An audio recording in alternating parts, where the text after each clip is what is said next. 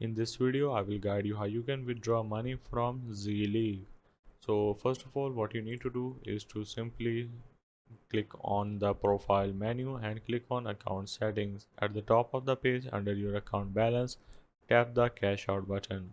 Now you need to make sure to have a identity verification because any cash out will require you to verify the name associated with your account with a valid government issued ID through Persona, which is going to be their third party ID verification partner.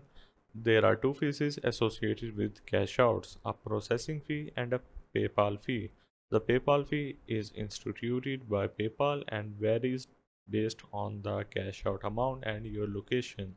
The processing fee will going to be $2. So you need to keep these points in mind and simply log into your Z-League and follow the steps that I have shown you. You can also read it by simply searching for Z-League cash out money and you will land up on this particular article.